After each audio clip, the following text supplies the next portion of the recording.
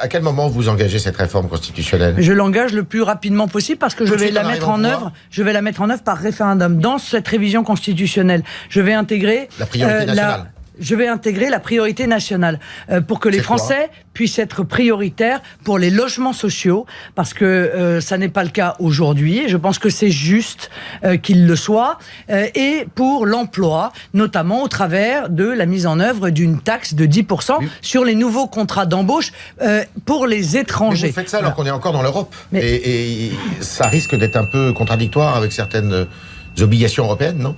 Ah bon ? Eh bien, il se trouve que moi, je crois à la démocratie. Je pense que le peuple est souverain. C'est en tout cas inscrit dans la Constitution. Voilà, le peuple est souverain. Et lui seul. Et donc, il décidera. Je vais lutter, je vais intégrer. Oui, ben justement, ça fera partie de la révision constitutionnelle, cher monsieur. Merci d'arriver jusque-là. Justement, Marine Le Pen. Mais écoutez, je ne peux pas terminer une phrase. Non, justement, je voudrais préciser ce point-là, très important. Est-ce que, donc, dans le référendum, vous demandez la modification, pour être précis, je ne veux pas jouer les monsieur Asselineau, mais l'article 88 alinéa 1 de la Constitution qui prévoit que la France participe à l'Union européenne à son fonctionnement en vertu du traité de Lisbonne. Je vais demander aux Français s'ils sont d'accord pour baisser le nombre de députés et de sénateurs, mettre l'inscription claire dans la Constitution. La République ne reconnaît aucune communauté pour arrêter ce communautarisme qui est le terreau du fondamentalisme islamiste dans notre pays. Mettre en œuvre cette priorité nationale pour qu'ils puissent être les premiers à avoir accès dans leur pays à l'emploi et au logement social.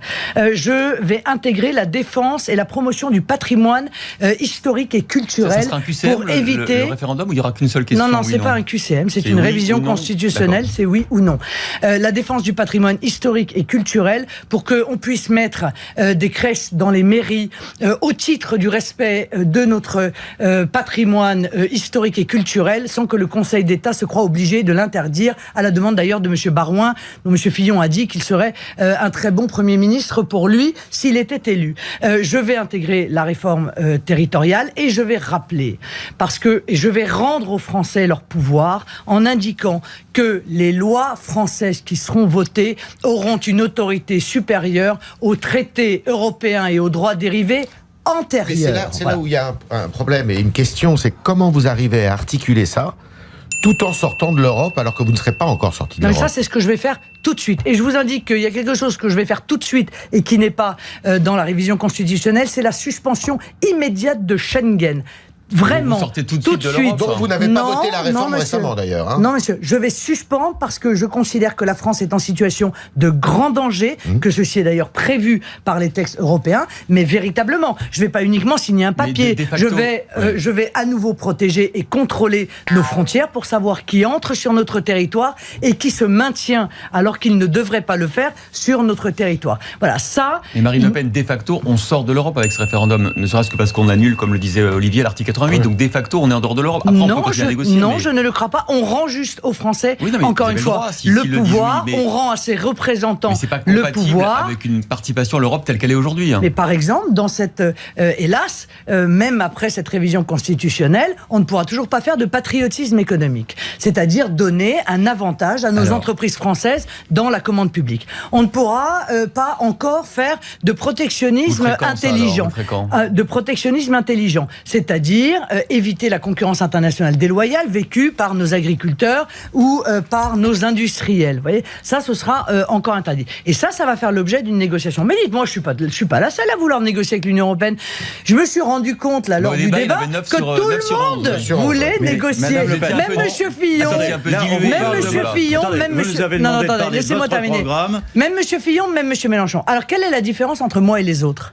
C'est que moi, je veux aller dans cette négociation au nom du peuple français, mais que l'issue de cette négociation, c'est le peuple qui en décidera. Et c'est ça qui fait toute la différence entre mon projet et celui des autres, c'est que moi j'ai une vision profondément respectueuse de la démocratie. Je considère que le peuple français est un peuple majeur et que par conséquent il peut décider par lui-même, et donc je livrerai l'issue des négociations. Au printemps 2018. Je livrerai l'issue des négociations aux Français, et c'est eux qui feront mais Madame Le Pen, pardon, ça veut dire quand même que pendant tout ce laps de temps, vous ne pouvez pas mettre en œuvre votre programme économique. Non, beaucoup. Ah bah si, je peux quand même. Je parle du programme économique. Hein. Vous avez, Proposition 36, soutien aux entreprises par protectionnisme intelligent, vous nous dites que vous ne pouvez pas. Rétablissement de la monnaie nationale, on attendra la fin des négociations.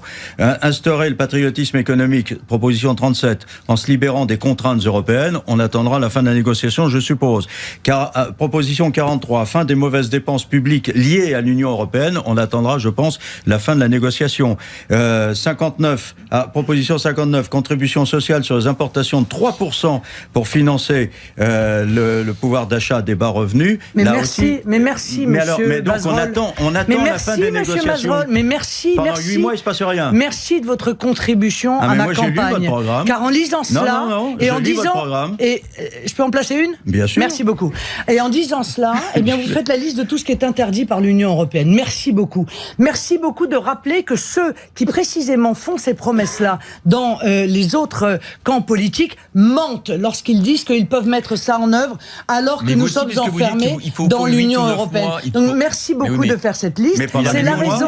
Il ne se passe rien. Si, il va se passer qu'on va arrêter l'immigration déjà. Ça va se passer tout de suite. Il va se passer qu'on va commencer à lutter contre le fondamentalisme islamiste, qu'on va faire la liste des associations, sur le plan économique, qu'on va faire la liste des associations qui aujourd'hui mènent un combat terroriste contre la Marine France pour pouvoir appliquer l'article 411.3. Ça, on va pouvoir le faire tout de suite. On va pouvoir baisser les charges sur les TPE-PME. Ça, on va pouvoir le faire tout de suite, plutôt que de le faire comme les socialistes l'ont mis en œuvre au bénéfice des grands groupes. Ça, on va pouvoir le faire tout de suite.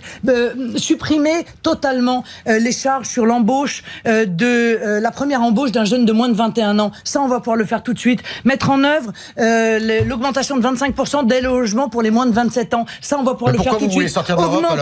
Augmenter l'allocation adulte handicapé. Augmenter le minimum vieillesse. Ça, on va pouvoir le faire tout de suite. Il y a beaucoup de choses en 6 mois qu'on va pouvoir faire tout de suite. Ça, je vous l'assure. Mais merci d'admettre que ceux qui font ces promesses-là et qui nous disent qu'il faut rester dans l'Union européenne sont des menteurs. Alors pourquoi vous voulez sortir de l'Europe, puisque vous pouvez le faire tout de suite ?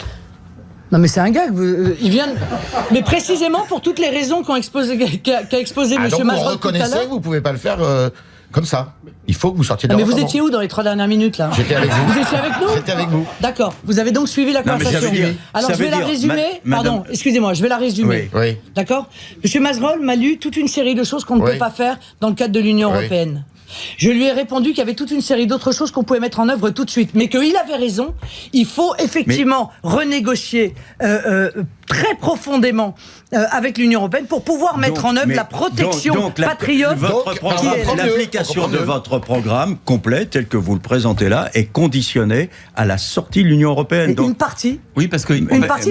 Donc ne me dites pas ça comme si je l'avais caché aux Français. Il me semble que je suis la seule à avoir dit la vérité sur ce sujet. Et qu'est-ce qui se passe si les Français ne me dites pas ça comme si j'étais dans la sortir. Non, mais ne me dites pas ça comme si j'étais dans la dissimulation quand même, Monsieur Mazerolle. Mais je ne suis pas en train de dire que c'est parce que moi j'ai toujours dit que votre référendum est utile dans la mesure où votre programme ne peut tenir debout que si on sort de l'Europe. Mais parce que vous partez du principe que je vais échouer dans cette négociation. Moi, je pars du principe que je vais réussir cette négociation. Et si vous échouez ? Et pour une raison simple. Vous êtes comme Cameron, en fait. Vous faites une négo et vous espérez qu'après, les Français vous donneront quitus en vous disant que vous avez bien négocié et on reste en Europe. Non, monsieur Cameron a toujours voulu rester enfermé dans les règles de l'Union européenne. Il s'est engagé sur ce référendum. Est-ce que je peux terminer une phrase ? Ça devient vraiment pénible, je vous assure. Hein.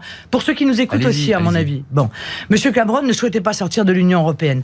Il a fait ce référendum pour des raisons électoralistes, pour baisser le niveau du UKIP. Mais vous non plus, puisque je souhaite que vous négocierez bien et que donc vous n'aurez pas besoin de sortir de l'Europe. C'est exactement comme Cameron. Mais parce que, monsieur, si je réussis cette négociation, alors ça n'est plus l'Union européenne.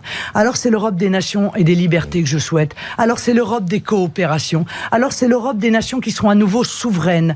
Où lorsque le peuple décide quelque chose, eh bien c'est mis en œuvre. C'est ce que disait parce Cameron, qu'il est assez grand. Non, c'est pas du tout ce que disait Cameron. Parce qu'il est assez grand pour décider pour lui-même. Donc clairement, je crois sérieusement que mon élection est une grande chance.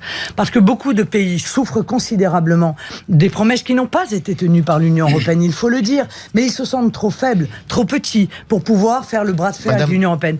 La France est un pays puissant. Et lorsque j'aurai été élu et que j'engagerai cette négociation, beaucoup de pays viendront avec moi à la table des négociations pour dire nous non plus, ça ne nous va pas. Nous non plus, la manière dont fonctionne l'euro nous étouffe notre économie. Nous non plus, on ne veut plus avoir les frontières ouvertes et accueillir des centaines de milliers, peut-être même des millions de migrants tels que l'a décidé Madame Merkel. Nous non plus, on ne veut pas que l'Union européenne vienne décider pour nous qu'on doit abandonner notre culture ou abandonner notre identité. Vous voyez, et donc nous serons un pack de nations qui viendront défendre les intérêts de nos peuples. C'est pour ça que je crois très fondamentalement que ça va réussir. Si d'aventure, vous ne réussissez pas, vous avez dit référendum, vous le perdez, on ne sait jamais.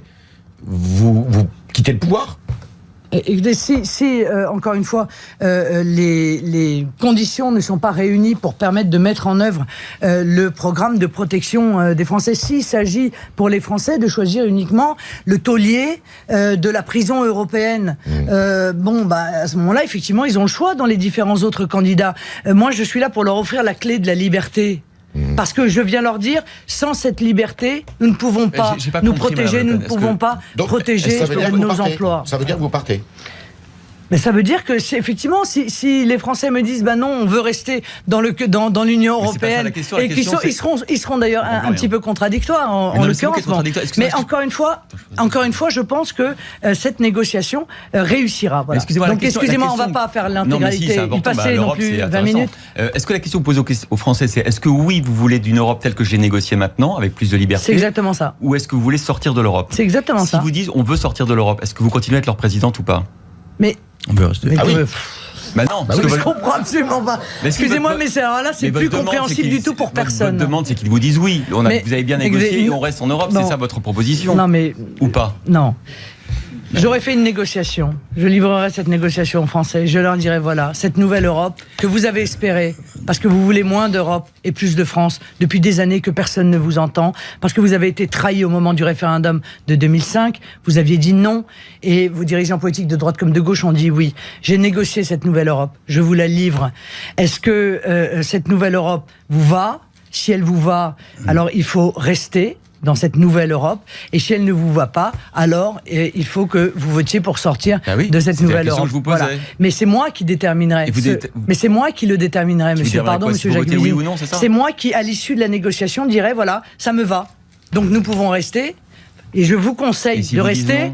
Et je vous conseille de rester. Ou ça ne me va comme pas. Ils l'ont dit à Cameroun. J'ai déjà répondu 3 fois à cette question dans les 5 dernières minutes. Vous voulez que je vous dise une chose ? Vous vous écoutez tellement parler qu'en réalité, vous n'écoutez pas les réponses des gens que vous interrogez. Ça pose vraiment un souci. Je crois que les Français qui nous écoutent n'ont pas compris ce que vous dites. Je ne vois pas comment ils peuvent comprendre. Ce que veut dire Christophe, c'est que le cas échéant, les Français pourraient trouver que vous n'êtes pas suffisamment radical à l'égard de l'Europe. Voilà. Et qui préféraient sortir complètement de l'Europe comme les Anglais l'ont fait. Ils seraient encore plus... encore plus radical que vous. Eh bien, très bien, mais tout ça fera l'objet d'un beau débat. La thèse d'Asselineau. Bon, alors...